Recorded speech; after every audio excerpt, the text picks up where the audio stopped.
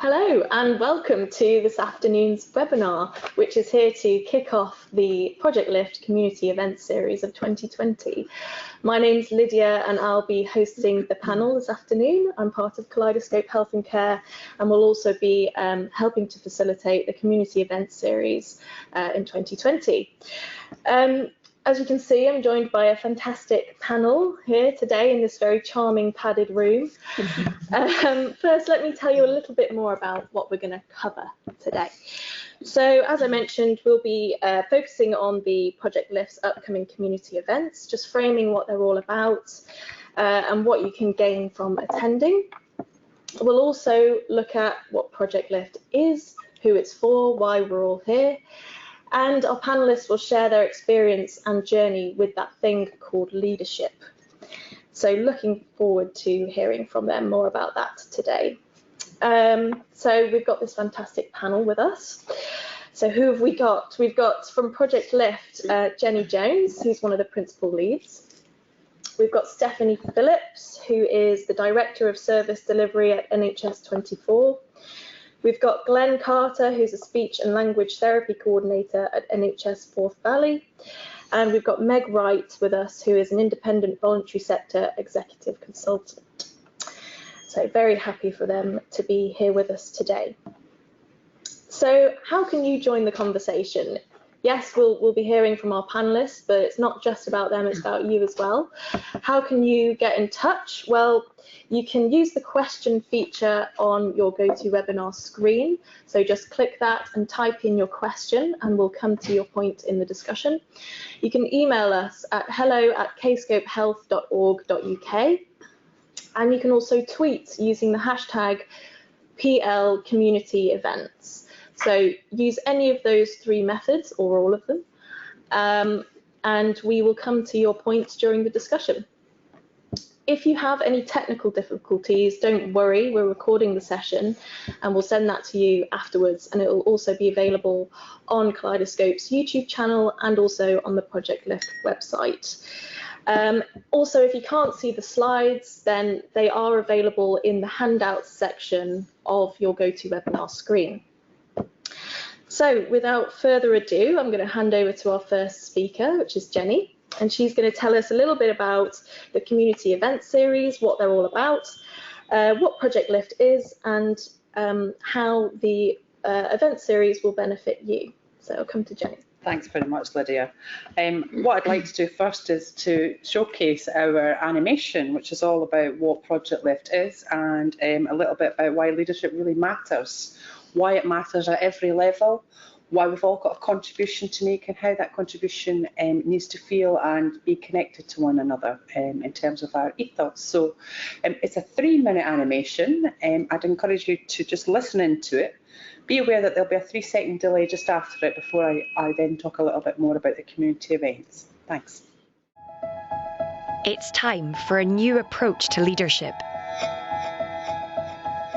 Leadership is not a job description, power, or setting an agenda. It's not a course you attend or a textbook model. It's more than that. It's deeper than that. We're sharing a new story about leadership, one that can transform how we care for self, team, and system. A story about valuing people, making connections, and collaborating. Leadership is about kindness and compassion. It's about how we view ourselves and how we view and treat others. We believe everyone can be a leader, whatever your role, whatever your level. And your leadership potential is unique. That's why Project Lift is somewhere you can explore what kind of leader you want to be. It's an opportunity to step forward, to discover and reflect, listen and share, learn and grow. We know it's not always easy. It's a journey with ups and downs, and we're here to support you when it's tough, to help you embrace challenges both new and known. We believe this journey starts with taking time and space to think about what's important to you, to use tools that provide insight and inform your development about where to go next, to make connections for encouragement and collaboration, to find events to inspire you to be part of a community. Together we can tell a new story. Together we can transform care.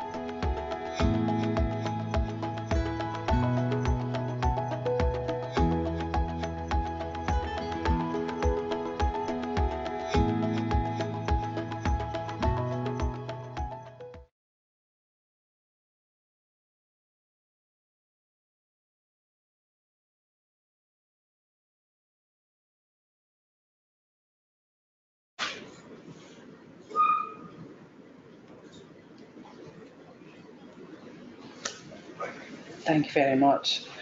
Next slide, please.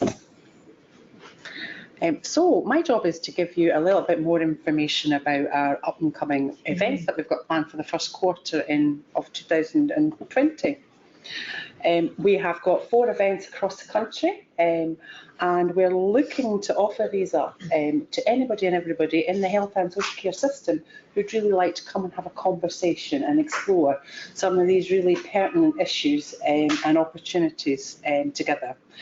At Project Lift, we believe a lot of our purpose is about hosting spaces for people to come together to connect, to make sense of the key issues that we all face, and to share our different perspectives from right across the system.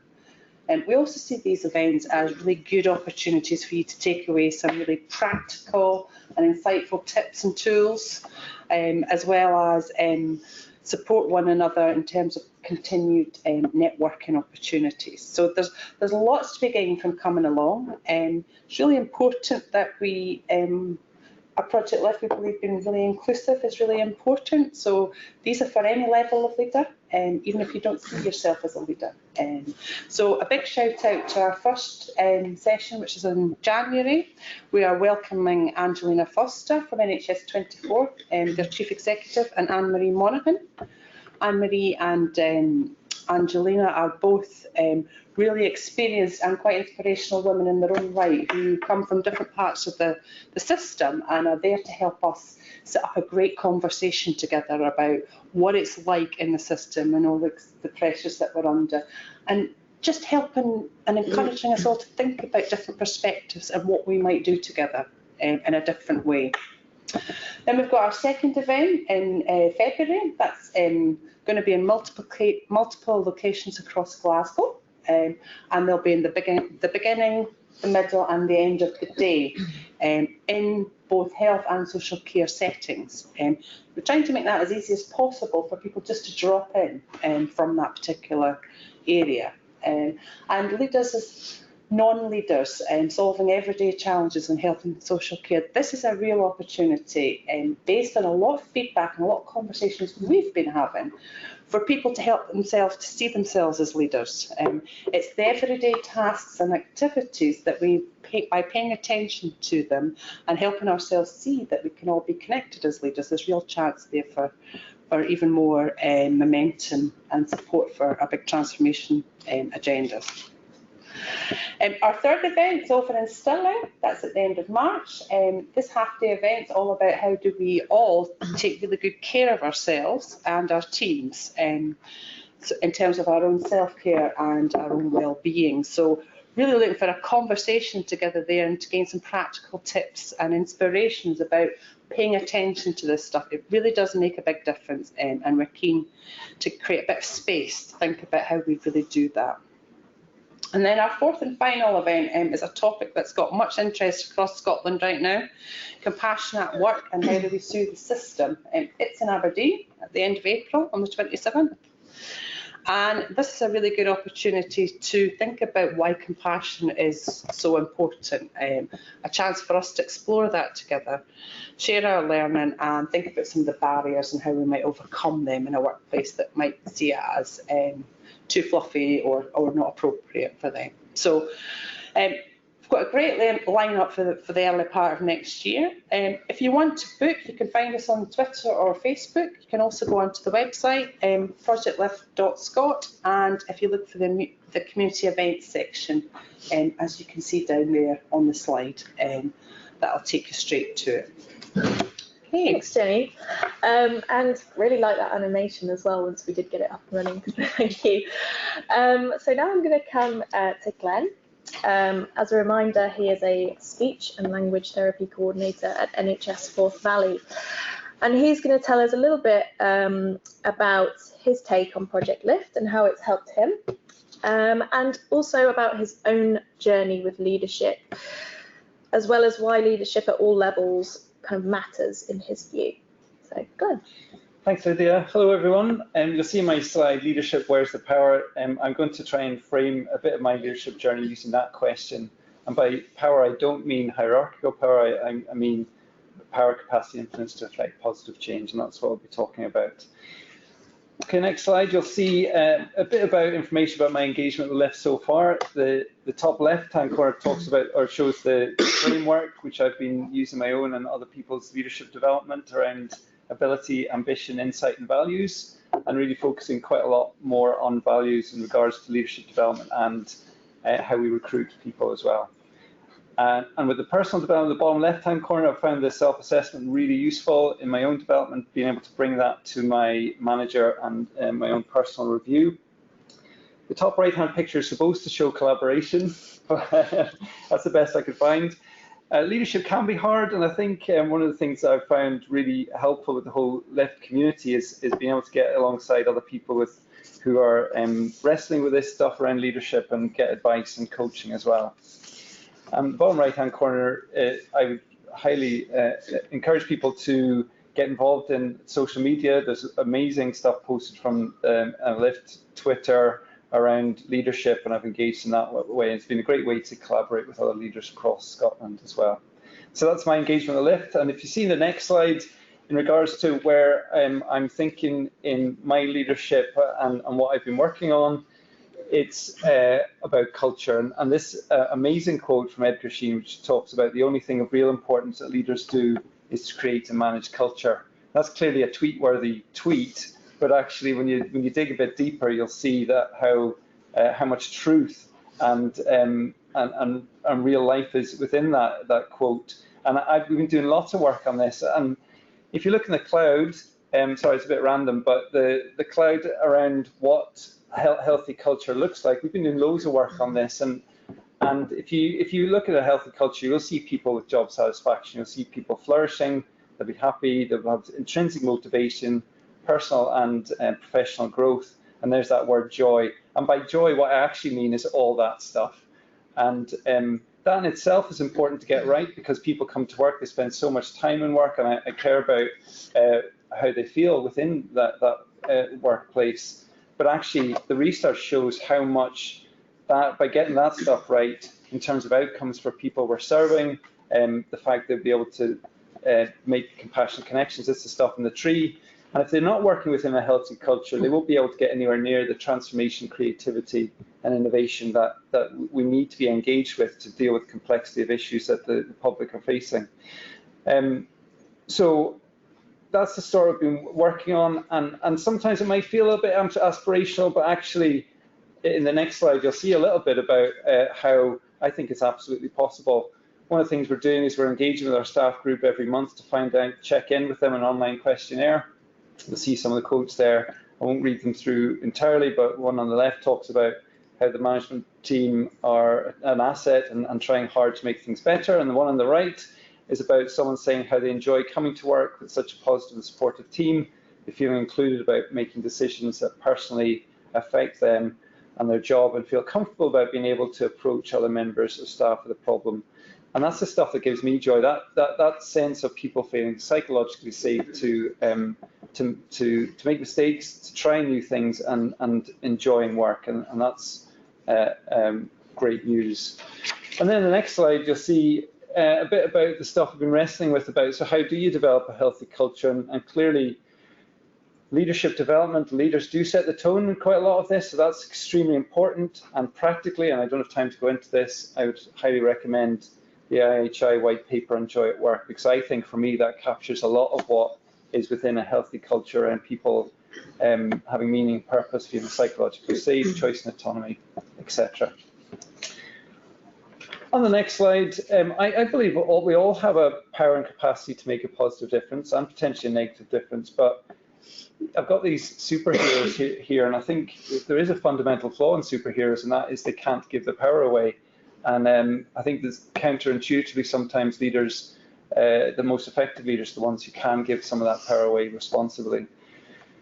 When I've been in a leadership position for probably about 15 years, at the beginning it was hard. I did feel out of my depth, and reasonably quickly I burnt out, if I'm totally honest. And I think when I reflect back on why that was, it was because A, I felt like I needed to know all the answers, and B, I didn't really know how to give away some of that power that needed to be given away.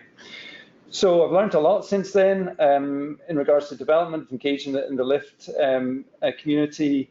I've accessed the Scottish Coaching and Leadership for Improvement program, which has been amazing. I started a master's in leadership. And in terms of the academic learning, that's been fantastic, but it's also pushed me to apply it in real life and done lots of accident research, and that's where the great stuff has been. And then in the next slide, apologies, this is a bit of a busy slide, but if you focus in on the purple aspects, in terms of answering that question about where is the power, I think clearly prioritizing connection, giving power away, and facilitating effective action for me are the really important aspects of that. But the foundation of prioritizing connection, people are drawn in so many different directions and trying to prioritize what's important about building relationships. And I'm very intentional about that, not in a contrived way, but because I want to build relationships. People experiencing compassionate leadership is essential for that, and we'll maybe come back to that later. But I think the most effective leaders are the ones who don't hold grudges. And so sometimes we're in the front line, and we need to be able to manage that, forgive people, because that's part of managing relationships and repairing relationships. Forgiveness is a big part of that. And the seesaw should be balanced. That was the visual I could find, but on the left-hand side, the giving away power stuff is important. Being able to say to people, look, I want you to own this. I believe you can do this. I will be supportive with you, and knowing when to stand back as a leader out of the limelight, but also knowing that leaders don't have all the answers. But there is power in this sort of collective wisdom, and that is so important. If all you did was that, I think it probably would go pear-shaped, because you need the other side as well about facilitating effective action, where leaders know when to step in and to get close to a situation, building this culture of accountability. We've all got our blind spots, and saying, listen, we are all accountable, expect to be accountable, and also the leader articulating these are the boundaries in which we're working within. Yes, we can stretch some of it, but this is what we're functioning, and let's think differently. And collaboration is clearly a big part of that. But the giving away power stuff and the facilitating effective action stuff does not go well unless you've got this foundation at the bottom, I think. And then very briefly at the end about why leadership at all levels matters. And I think that's because the behaviours and approaches and attributes that I've just mentioned, I think is important for everyone. So I think the most effective practitioners actually are the ones who prioritise connection, can give away power, and facilitate that effective action. Great. Thank you, Glenn. And I think that's one of the first times we've had a superhero metaphor incorporated into one of our slides. So thank you for that as well. So now we're going to move to Stephanie. She's Director of Service Delivery at NHS 24.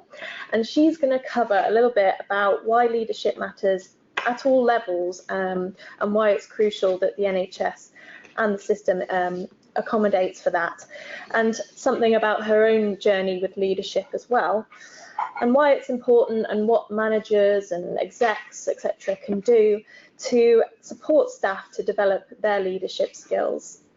So I'll hand over to Steph. Thank you. Okay, thank you. Yes, as Lydia said, I'm going to talk to you a little bit about why I think leadership matters and what my experience of that is. And I guess I say that in the context of that being very much at the fore, that it is my experience of this. And I think, you know, part of what I think is really interesting about what Project LIFT is doing and how it's bringing different people together across the system and across systems is that actually you are getting a very different perspective and a challenge to your own perspective on what leadership looks like. So again, for me, that's been a really powerful part of the process. So I think on that first slide, for me, one of the key reasons why leadership matters is because what we do matters. And that sounds like a really trite statement to make, but because I don't underestimate the complexity and the difficulty and the challenges that we all face on a daily basis when we work in a system that is under pressure, that is facing increasing demands, that's full of risks, that's full of expectations, and expectations that are constantly changing, and a system that probably isn't really quite ready for what integration actually means, and is trying to wrestle with what its future world looks like. So for me, I don't think there's ever been a time when leadership mattered more, actually in the NHS and in the health and care sector. And if you contrast that with what Scotland has set out as its ambition in the National Performance Framework, where we are aligning ourselves to deliver a system that supports opportunity and well-being for all the citizens in Scotland, that's a fantastic ambition. But that isn't about hard facts and numbers. That's about a real collaborative approach to delivering those better outcomes and well-being. So how do we, as leaders, reconcile that day-to-day experience of what it's like working in our systems with that ambitious programme of delivering well-being? And for me, that really is like an open invitation to get stuck in and really start to roam around in terms of how we work together and work collaboratively across our systems and challenge our own thinking. And so that's why I think leadership is absolutely critical at this time, probably more than ever. I think on the next slide, I think what we've been looking at within the Project Lift sphere is really this notion of system, team and self, and what that actually means for us as leaders and what that looks like. So what do I as a leader need to be or want to be? How do I manage myself? How am I present in that system? But also, how do I lead my team? How do I encourage my teams to work together, to work with other bits of the system?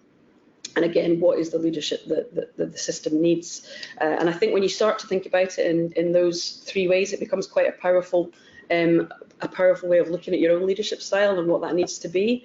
For me, I think the three things that stick out, and this probably resonates a lot with what's just been said, are courage, compassion, and relationships. And courage is exactly not about that superhero metaphor. It's not about being the last woman standing in a crisis, which is sometimes what it feels like. But it is very much about holding firm to what you hold dear as values and what you believe is the right thing to do. And I think anybody at any level in the system can ask questions of that system, can challenge the way that we do things, and it doesn't matter where you're at in that environment. You can all say, why are we doing it that way? Why don't we try it this way? And everybody can challenge and have the courage to that. But courage is also, very closely linked to compassion for me, because one of the things that I think we all need as leaders is to demonstrate compassion, but actually to be kind to ourselves as well. And that notion of personal resilience is really important in all of this, about how we find time and make time to be kind to ourselves in a system that is very busy and very demanding. Because actually, to not get distracted, to not get worn down, to not get beaten down, you need to find that resilience, and you need to be able to hold true to what you believe is the right thing to do. And compassion is an important part of how we need to make that change, and that isn't in my mind a fluffy bit of niceties. That is really hard to do, and it's really hard to sustain, and it's really hard to maintain, but it's really important that we get that right. And again, as well, in terms of developing and building relationships, I think we need to remember that this is a collection of human beings trying to do something, and in order to make that work effectively, we have to remember that human beings need that compassion, that kindness. They need to be able to engage with one another in a meaningful way. They need to have that purpose, and they need to feel that they, at the end of the day, are working towards a shared goal and an outcome. And if we can create the environment that supports that, then I think that's what we need to be doing as leaders, and also as well being very visible and demonstrating those kind of values and behaviours ourselves consistently at all times. So on the next slide, I think, what about my leadership journey? So this is always where I get really uncomfortable and start squirming.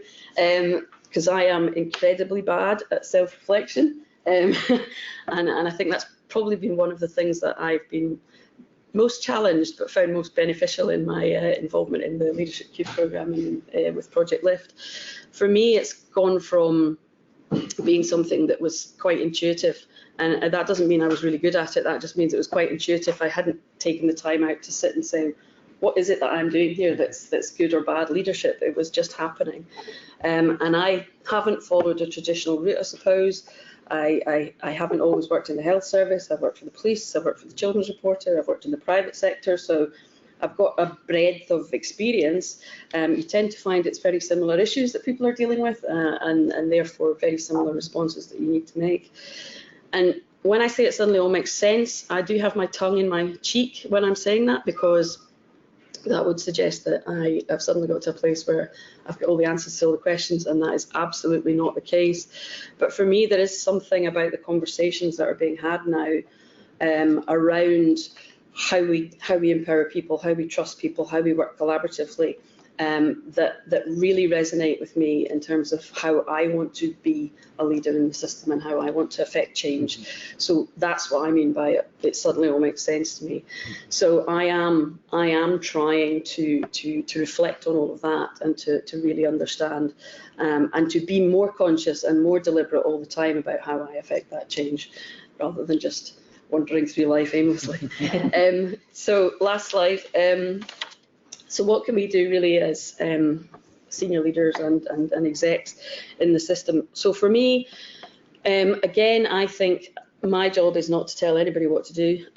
My job is to try and create the culture and the environment that allows people to be as creative and brilliant as they generally are.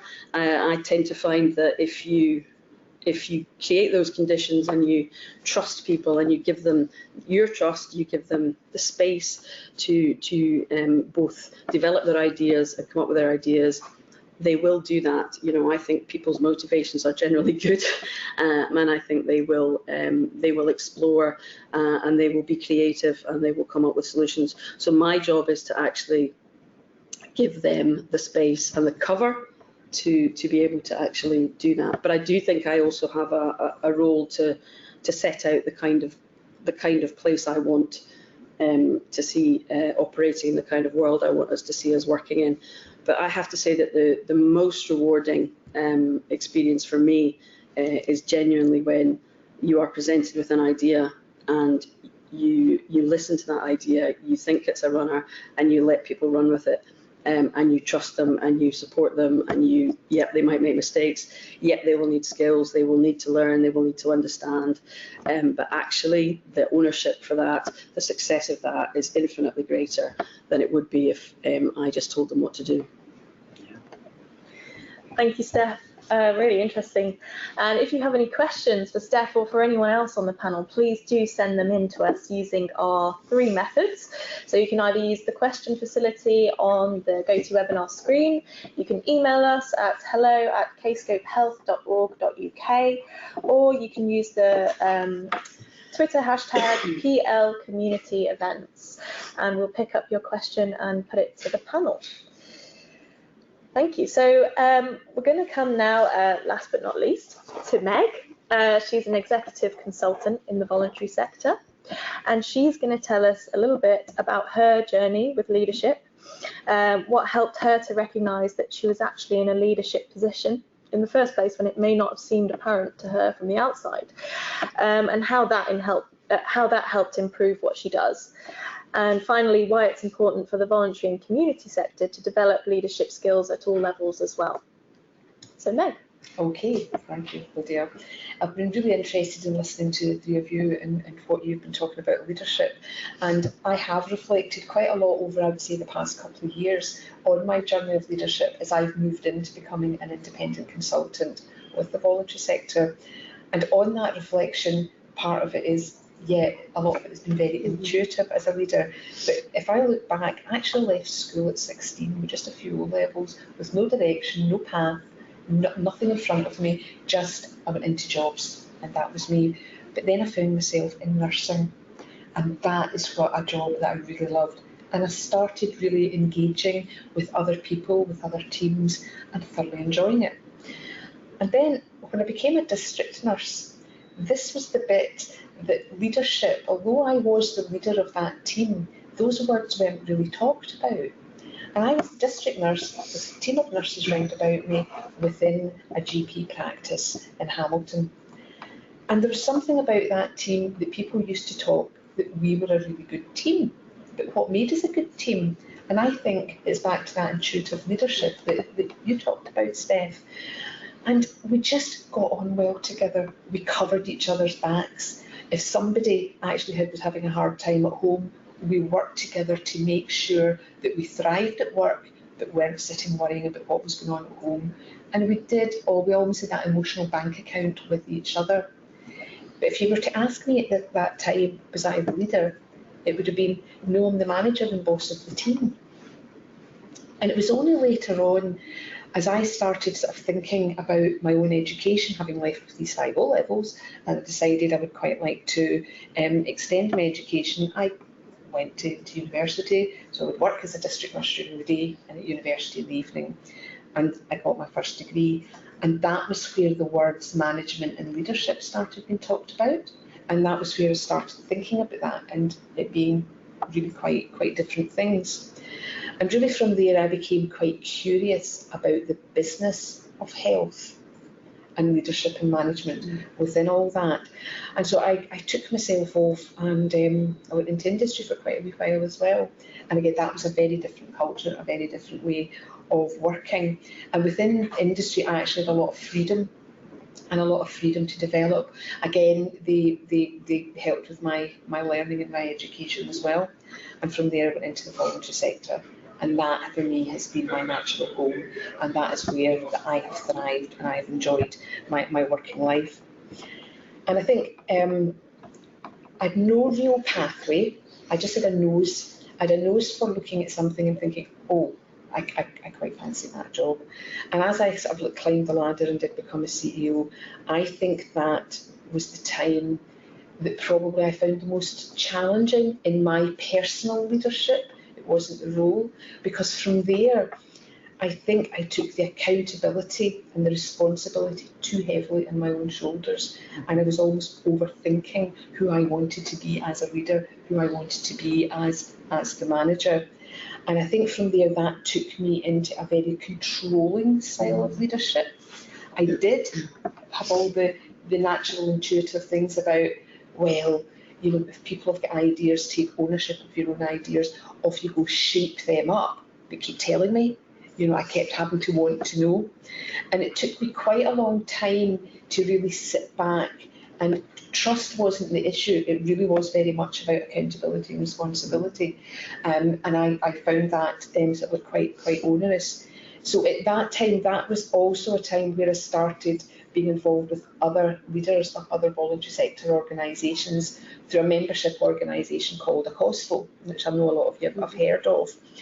And it was through that membership and speaking with other leaders and realising we were actually all having the same conversations about responsibility, accountability, but our leadership having to trust and having to let go. But I think it also helped me reflect on where I get joy at work. And where I get joy at work was really round about significant change. I thoroughly enjoy getting into the guts of something that needs to change, the rolling our sleeves up, let's work together, and how are we going to change this? And this is where I started discovering actually leadership at all levels. While the buck stopped with me, actually, you know, the responsibility is a collective responsibility, and really starting to understand that. And I think that actually has helped me an awful lot in my leadership journey, because when you go into an organisation where significant change is needed, you need the people round about you. Like you were saying, Glenn, you don't have all the answers. You can't possibly know all the answers. And that was my biggest learning when I dropped having to know all the answers. Oh, what a relief that was. That was fantastic. And being able to just that letting go and trusting others and recognising that there is a team round about you. And I always think, for myself now, I think in a Venn diagram. And within health and social care, I always think about that person in the middle, that person we're there to serve. You may be the cleaner, you may be the CEO of NHS24, you may be a speech and language therapist. We're there to serve the public and somebody that's got a challenge in their life. And it doesn't matter where we are in the system, there to support that person. And I think of the person at the centre of the Venn diagram and the concentric rings round about that. We've got different jobs, we've got different levels of responsibility, but we're all ultimately there to serve, and then serving each other as well as serving the public. So that has been an awful lot of things that, that I have learned as I've gone along, and keeping the person in the centre has never actually taken me too far, off the right path. And I think in terms of looking at why it's important to actually encourage leadership at all levels, it's there at all levels. It'll surprise you where it's there at all levels, and anyone can be a leader. But it's incredibly important across the whole system, whether in the community, NHS or any other social care, to be nurturing leadership at all levels. And there's a piece of research came out from a COSFO where we looked at our membership. There's about 52% of the membership at an age and stage of looking at moving on in the next few years.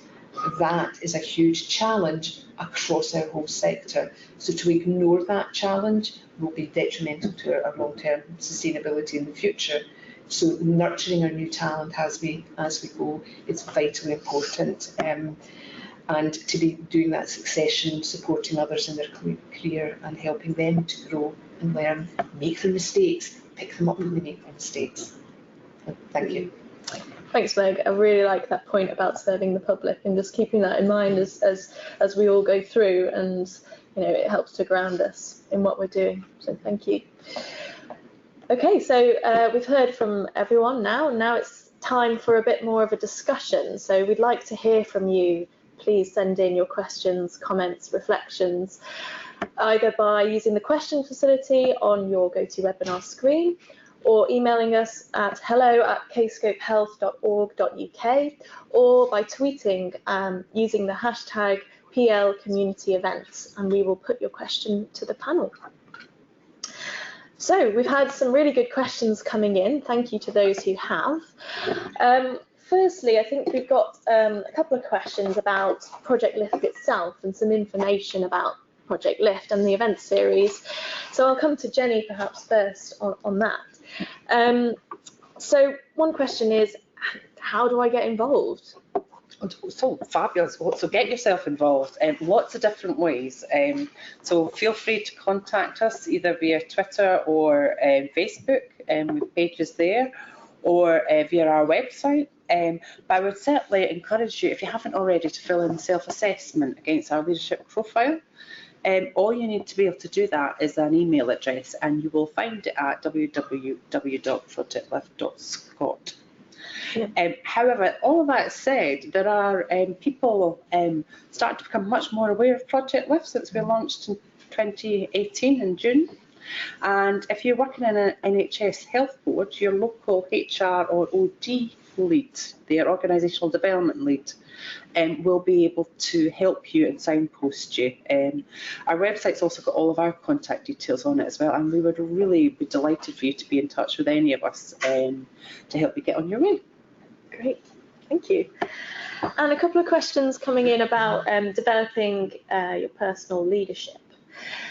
So perhaps again I'll start with Jenny and others can chip in, but there's a question from someone saying, I don't feel I can make much of a difference with the system we work in. How can my voice be heard more? So that's a good question, and I suppose my encouragement to that individual might be to think about when they have shown up and had their voice heard, and to think about the situation and opportunities in front of them around when that's happened. So take it on a positive, and think about how you do that, and also think about how you get support in your workplace to have your voice heard if it's not feeling heard. So would that be from your line manager perhaps, or your colleagues? And could you take that opportunity there? But good self-insight is really important. It's a really good starting point for ourselves as leaders, and when we feel strongly, and when we in situations where we feel we've had our voice heard or not. So that'd be my first thought on that. Brilliant. And in terms of collaborative working, we've had a question come in about how can we as leaders build communities that feel empowered to embrace and support changes in health and social care. So I don't know if maybe, Steph, you've got a view on that one in your experience. Yeah, so I think when you look for it, you'll find it. And I think actually finding those stories, finding those examples of where it's actually happening and trying to understand what's going on there and learn from that. There's some amazing stuff going on in East Ayrshire at the moment with the vibrant communities, and I'll just mention colourful socks to you, and I'm sure that'll resonate with some people, but there's a whole movement of socks happening down in East Ayrshire, but actually really importantly about getting people genuinely engaged in shaping up their own communities, and some really exciting stuff. I think the other thing is really challenge your own thinking. So sometimes when you're working in a system and you know that system really well, or you're as confused of it as anybody else is, take yourself out of it, go and have a look at what other people are doing, go and have a look at and try and get some of those kind of colliding perspectives on how things are happening elsewhere, but really look for some stories to tell and share. Mm-hmm. Brilliant. And in terms of influencing others, how can we promote effective leadership while senior management or the traditional structure may promote a hierarchical structure? I'm not sure if, Glenn, maybe you've got a view on that, about how we can promote effective leadership when there's this traditional structure which is more hierarchical. That is a really difficult thing to do, and I think sometimes when you're working within that structure, it can feel like it's crushing, and it doesn't give you the space to manage. I think one of the key things to do is to model a different type of leadership, and that, from my experience, spreads very quickly when people see it's effective, and the team around you is working well, they're high performing, and it gets noticed. It does get noticed within organisations, and they absolutely start thinking, oh right, that's a different way of doing things, and it's letting go of control, and actually by controlling things, we quite often making things worse. If people don't, for instance, feel safe to make mistakes, the research shows they make more mistakes, and clearly that's not what that sort of structure is wanting, but that's sometimes what can cause. Mm-hmm. And as a leader, another question here, how can we best win the hearts and minds of the team as well as wider stakeholders? That's a great question, and actually I don't think it's that hard, because if you get it right, a key part to this, and actually goes back to what's important about collaboration, is as professionals, sometimes we think we've got the answers, we think we know what needs to be done, we think we know what the public need, but actually quite often we get it wrong. It's the same thing when working with staff, where if we're willing to set aside our preconceived ideas and to listen properly to people, to staff, to our key stakeholders, they will tell us. And that will only work if we're properly willing to listen, and sometimes we're not, but if we can listen, there's so much power in that. And if people feel listened to, actually, they do feel loved and they feel connected, and that actually you do care about them.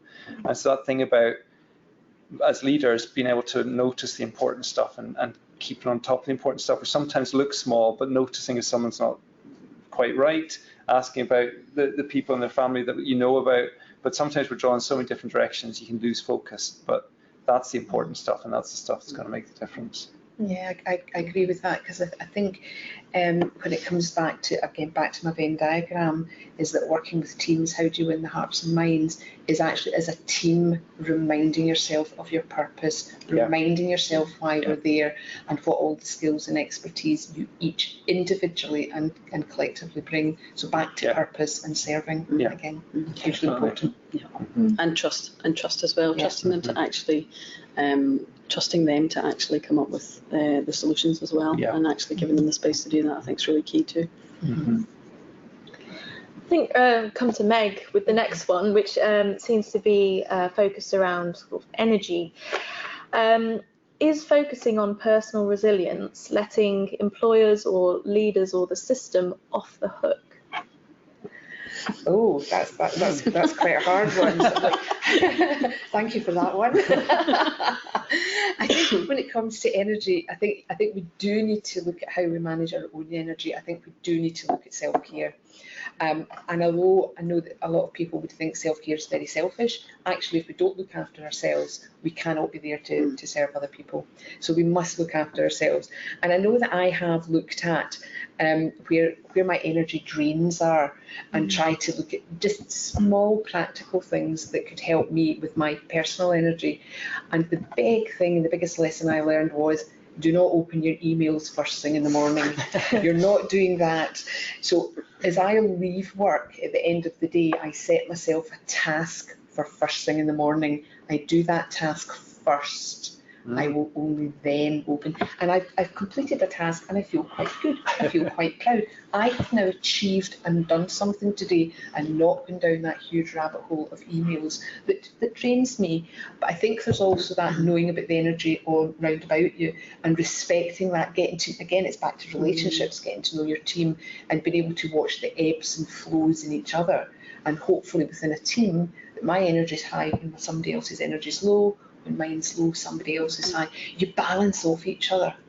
I also think it's really important, as one of my colleagues tells us, is to pay attention to what generates energy and how you go with that as well. So what gives you energy and what gives others energy, and how do you share that out in terms of that.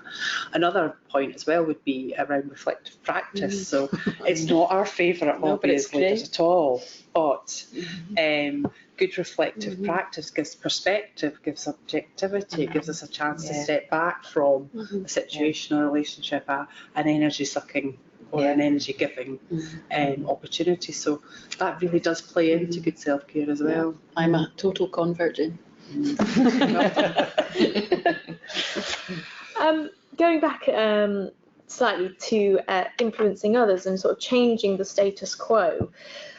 Someone writing here about, how do we engineer this tipping balance into this newer way of doing things? I still feel surrounded by tradition and an anxiety around changing that. Has anyone had some experience with that feeling? Yeah. I think it is really difficult, and I think it can often depend. So I feel in a very fortunate position in an organisation that I think has an excellent leader and is creating and helping to create a culture that is about letting go and is about freedom and is about us embracing that change. So, I feel in a very different place than I felt in other roles where I have felt somewhat under the thumb and under control. And there's something I think for me about just getting on with it and just putting one foot in front of the other and just trying and just seeing what happens and actually challenging that, because it's only by action that you will challenge that perception. So all of a sudden that momentum builds and that person or that culture or that behaviour seems the odd one out. And it is about growing a movement around all of that. It's not going to happen overnight, but you really just need to get on with it and do it and try it and see and put one foot in front of the other. And if you can find, as others were saying, if you can find people who will give you that support and encouragement, then find them and hook on, and then suddenly there's 2 of you or 3 of you and you're starting to really build something that could start to make a difference. I really like that saying that is, don't let perfect be the enemy of the good. Absolutely. Sounds like that applies. A little bit about the sustainability of all of this. Obviously, we're having huge resource challenges as a sector, and how can we do more with less? Are we capable of changing and to a more compassionate leadership style when there's limited resources around us? Yeah, I think that's a key challenge at the moment. I absolutely feel the struggle with that. And it's important because as leaders get increasing pressure, sometimes they naturally put more pressure on the people below them, and that can, if they're not demonstrating that compassionate leadership, what happens is people's capacity to demonstrate compassion to their peers and to the people they're serving becomes eroded, and that is not acceptable. We can't have that. And going back to Meg's point about primary purpose, if our primary purpose is to improve lives of people we're serving, part of that absolutely has to be compassion. And I sense that within Scotland there is this movement about the importance of compassion. I know some people get uncomfortable or feel it is a little bit fluffy at times, but actually I've had a chance to look at the research. There's so much research out there about this, about the importance of it. It's undeniable, and I think we just need to keep reiterating that and reminding ourselves why are we here and what do we need to do. And a core part of that is absolutely compassion. But I totally get that when people are under huge pressure, that sometimes is the bit that's squeezed, but we need to be able to push back on that and be brave and say, right, what's actually important here? Going to that meeting isn't important. For instance, I know some meetings are important, but we need to refocus on what is important. I also think that asking that question in a different way, can we afford not to be? Totally. Given that we've got the resource pressures and the constraints that we've got on us, can we afford not to have compassionate leadership? When you look at some of the anxiety, some of the sickness levels, and some of the challenges that we've got, through compassionate leadership, we could actually be people maybe more well, I don't know if weller is a word, people maybe weller or better at work, feel better at work. So I think let's turn that question its head, can we afford not to? It does point to the real challenge of the what is so much more valued, the action, the task can be so much more valued than how we are and how we relate and how we connect to one another. So if we can ever stop ourselves from getting caught up in that, because we just sleepwalk into it somehow, don't we? So we need to stop, just take breath and connect. And actually what we measure, you're absolutely right, what gets measured is what sometimes is valued within the system, and sometimes some of what we measure is unhelpful. So we've moved to a place where we're measuring how people are feeling each month and whether they're experiencing compassionate leadership, and that in itself I think shifts the culture just by focusing and measuring on that. Actually, there's a question in about when we are measuring the impact of leadership, do we need to shift the focus from quantitative data to a more qualitative measure? And that seems to resonate. And you can do both, but I think we're going to need to hold on to both. Yeah. And so I think we've got time for maybe one or two more questions. So we've got one here, which is a good one. So is there any places that you find inspiration about how you collaborate as leaders, or how you choose your leadership style? Is there anywhere that you feel you can go to kind of reflect and learn yourselves? The first thing that comes to mind is follow Bridget Russell on Twitter. Okay. Actually, so Bridget is our key partner in leadership development and author of Leadership Cubed for Project Lift. But Bridget keeps a real close eye on Twitter and lots of different sources of articles or connections or opportunities, really making us think, posting some great questions out there around which really underpin the Project Lift ethos. So my first point of call would be, what's Bridget saying on Twitter? Great. And I think for me, coming from the voluntary sector, it's back to my own voluntary sector organisation, COSFO, which is a membership organisation, 500 leaders, and we collaborate well together. That's my go-to place, and it's often been my sanctuary, where I've had challenges and I've got other leaders round about me. I think it's a bit, for me, it's been about finding my tribe and other people round about me. And it's actually spread beyond that now into other sectors where I'm finding my tribe and where I can go to and where I can pick up the phone and just say, can I have a chat? I've had a good day or I've had a bad day. So I think finding your tribe's important. And I think the connections that we've made through Project Lift have actually been really helpful. Because even though it is people working in the same sector by and large at the moment, then you're still getting different perspectives on things, you're still getting different experiences, and actually you're getting different challenges back. So I think that's been really helpful too. And actually just some of the practical stuff. So some of the most rewarding things we've been involved in this year has been some of the collaborative work with New Police Scotland around mental health, and it's been fantastic because nobody's mentioned money at any point in the entire journey. So it's been about, we've got this shared vision, we've got this shared thought, what is it we're going to do to fix this, how can we work together, joint training, joint engagement, joint learning. It's been absolutely brilliant, and so it can happen, and it is happening. So it's about harnessing that. And one for you, Jenny, perhaps. If someone is really interested in the themes of the events, but they can't attend any of them, how can they still engage with either the events or with Project Lift? What's the best way that they can gain some insight from the events if they can't actually attend? That's a good question. So I think that a couple of things on that point. We'll be collecting stories and connections from the events, and we'll be posting those connections online on our website. So that's one good way of connecting in. And there will be opportunities for us to record some of the events as well, some parts of them. So we'll post those online too. Mm-hmm. And we'll probably be doing a rounding up webinar at the end as well to sort of reflect back on the event series. Yeah. And I don't think these events they're not one-offs either. I think that's probably quite important to highlight that these are big, tricky conversations that we're really keen to keep going. And they won't be solved overnight at each of the events either, but if we can stimulate more conversations with people from the events, extend that out, then more people will be paying attention to those kind of key critical issues and thinking about them and working them through in different ways. Brilliant. Thank you, Jenny. Well, I think that's all we've got time for in terms of questions, but thank you everyone who has sent them in. They've been generated some really interesting discussion. So just to end, I think we'll just go around and do a final very quick one reflection from each panelist. I'll start to give you guys a chance to just reflect. I think this has been a really good discussion in terms of helping open my eyes to some of the benefits of compassionate leadership, and how we don't actually need all of the answers. That's really sort of struck a chord, and that this is difficult.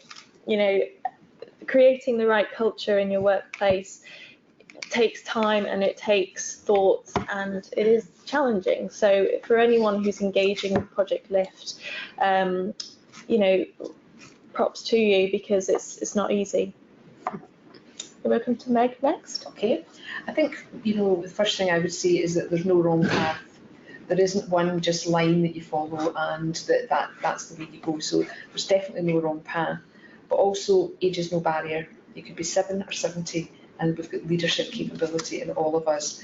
But also, listening to us all, I would say it's not about me. It's not about me. Thanks, Meg. Steph?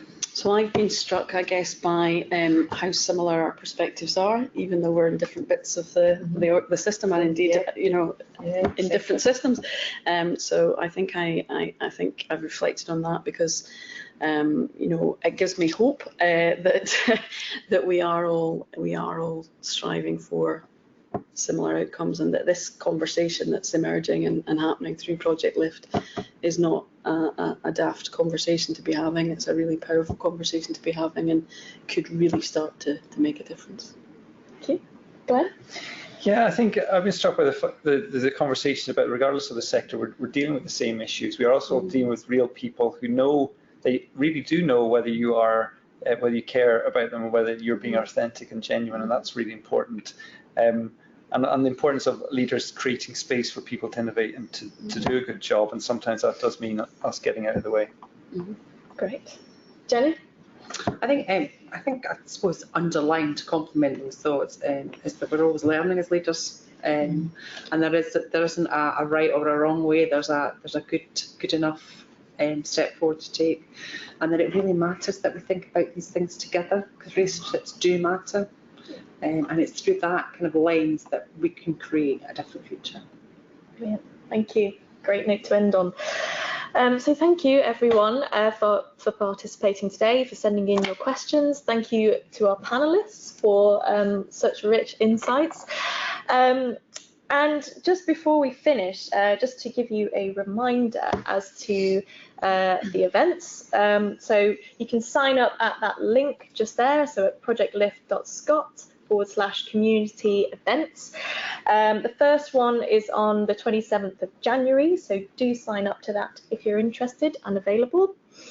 And if you have had any technical hitches during this webinar and you've been cut off, or if you want to watch it all again because you just loved it so much, you can find it afterwards. We'll send through an email with the recording on it, and also you'll find it on the Project Lift website as well as the Kaleidoscope YouTube channel.